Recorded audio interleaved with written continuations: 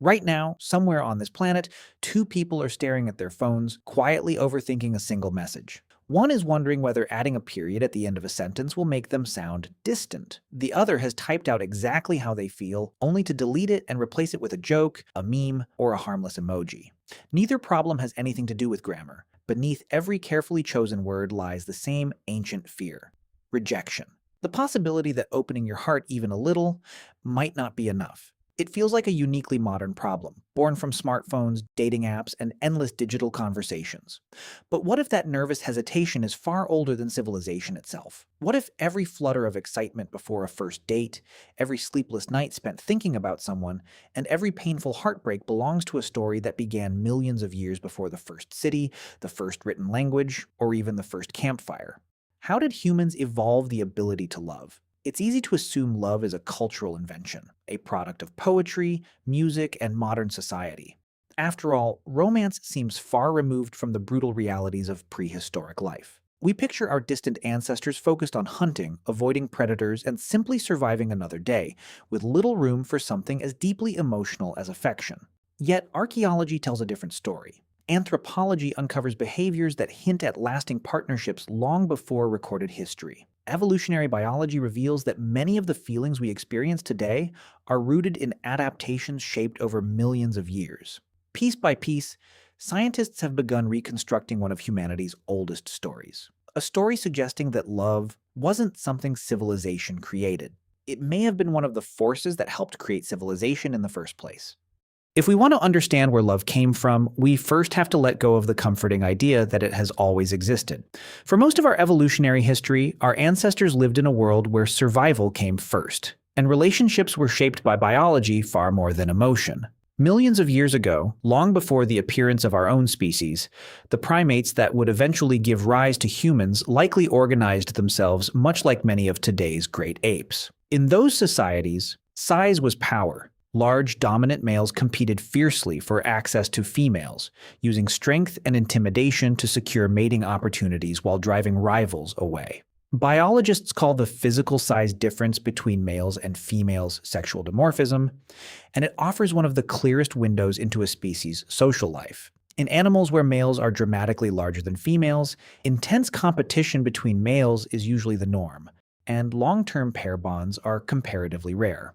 Early human ancestors fit much closer to that pattern than modern humans do. Although we can never observe their behavior directly, fossil evidence suggests that males were noticeably larger than females, pointing toward a mating system where dominance played a far greater role than lasting partnerships. In a world like that, winning a mate often depended less on cooperation and more on defeating the competition.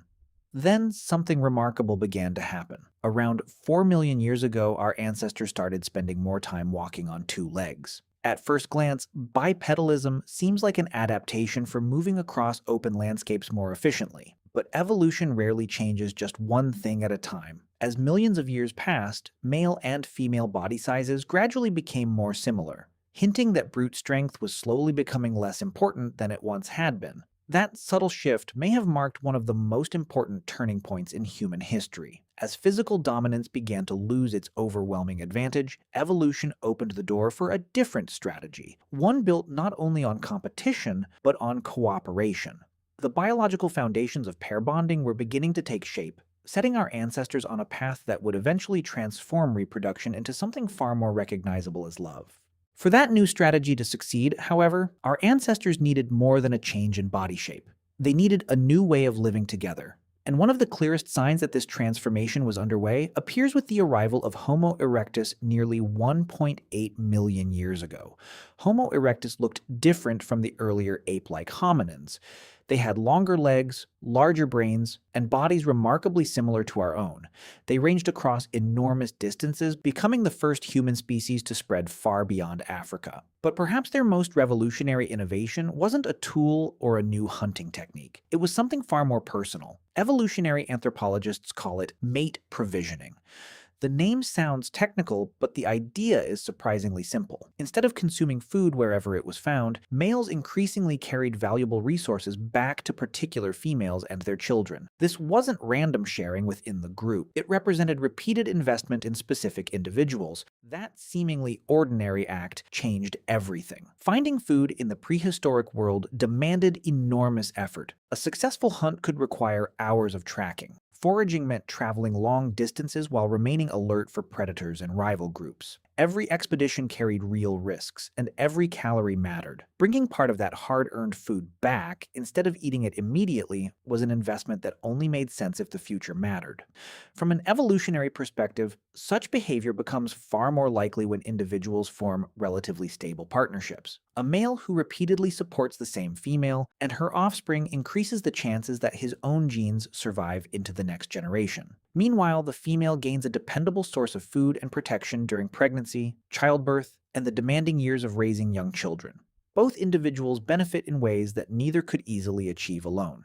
Human children made this cooperation especially important. Compared with almost every other mammal, human babies are astonishingly helpless. A newborn deer can stand within hours. Young chimpanzees cling to their mothers almost immediately. Human infants, by contrast, require constant care for years, and even after they begin walking, their brains continue developing for more than a decade. This prolonged childhood created one of evolution's greatest challenges. Raising a human child became too large a task for a single parent to handle efficiently. Success increasingly depended on teamwork. Gradually, natural selection began favoring individuals who didn't simply reproduce, but who stayed.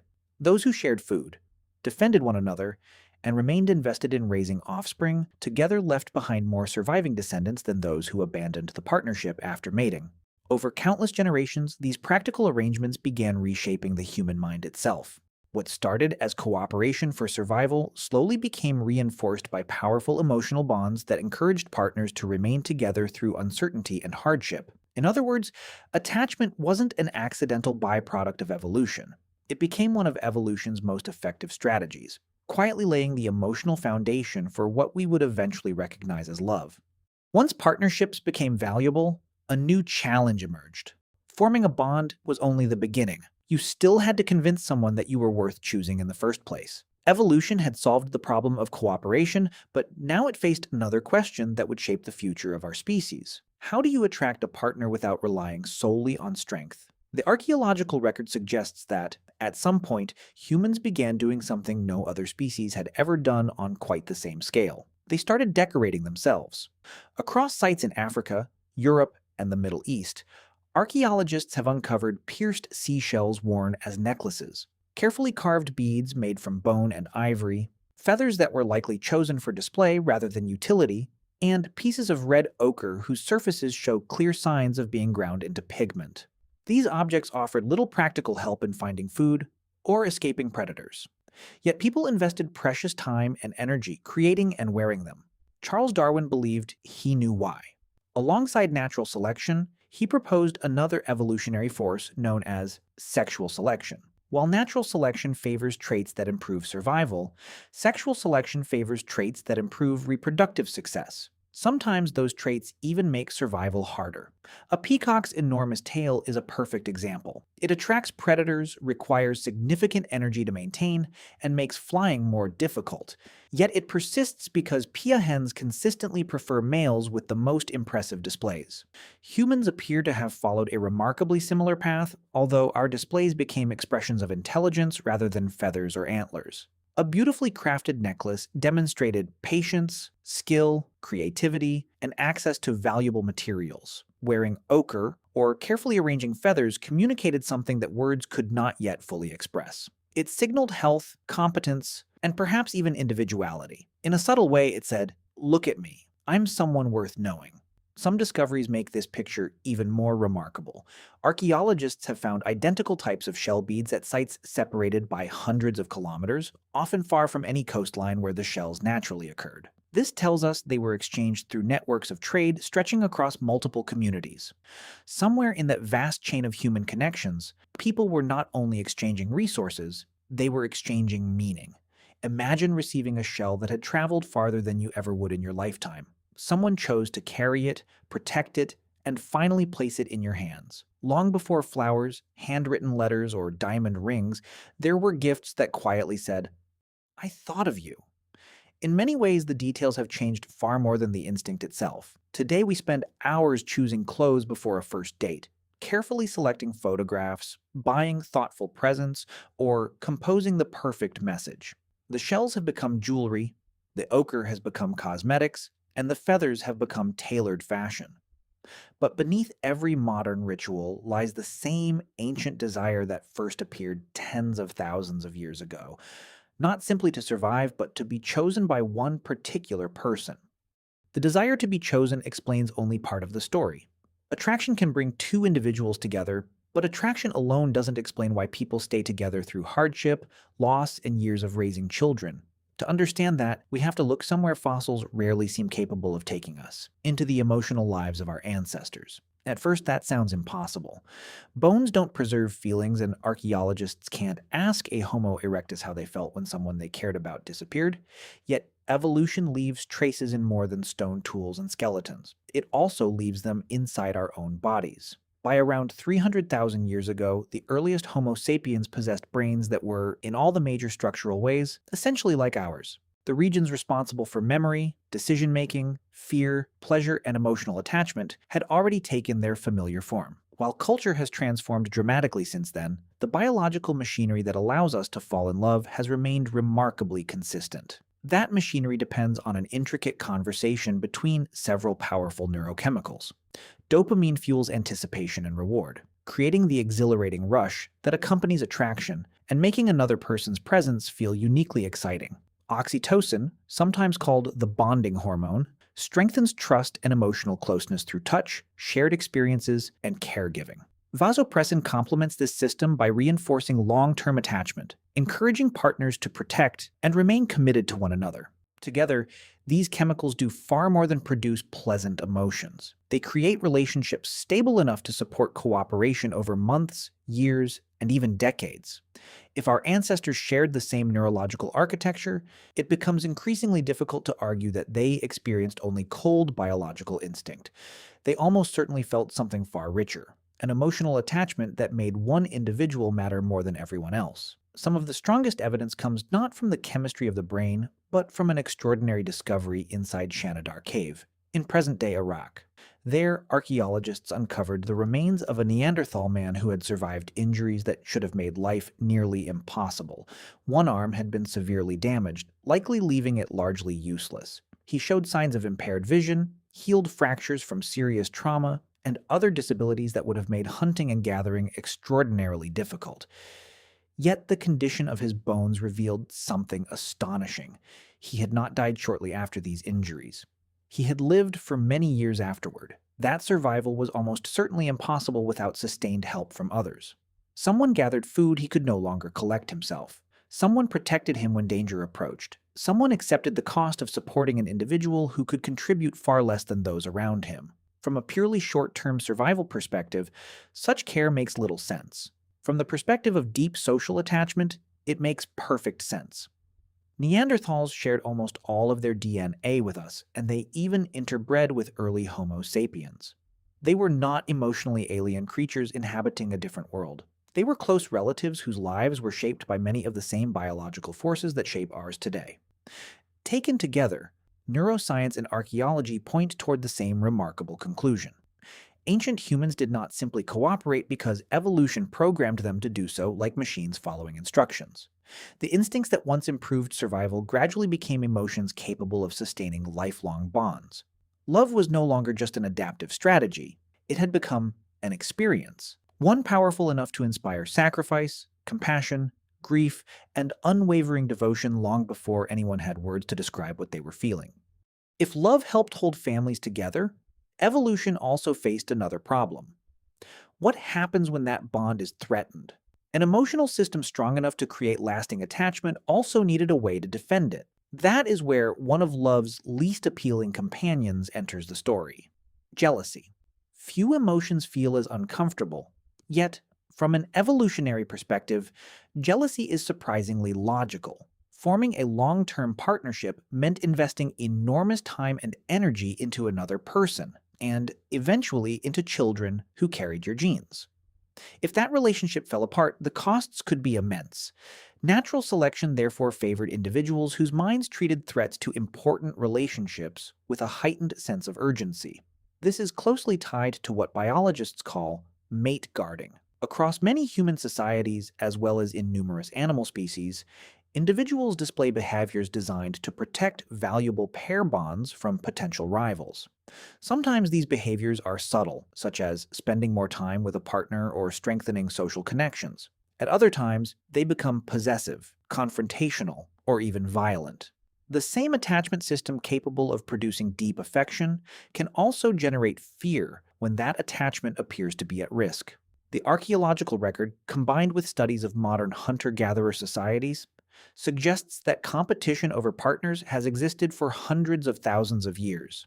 Conflict was undoubtedly part of prehistoric life, but focusing only on the violence misses the larger picture. The very mechanisms that made humans protective of their relationships also encouraged fidelity. The hormones that reinforce pair bonds do more than trigger jealousy. They promote trust, loyalty, and the desire to remain physically and emotionally close to a partner. In other words, the emotional system evolved as a package. You cannot easily separate devotion from vulnerability or commitment from the fear of losing what matters most.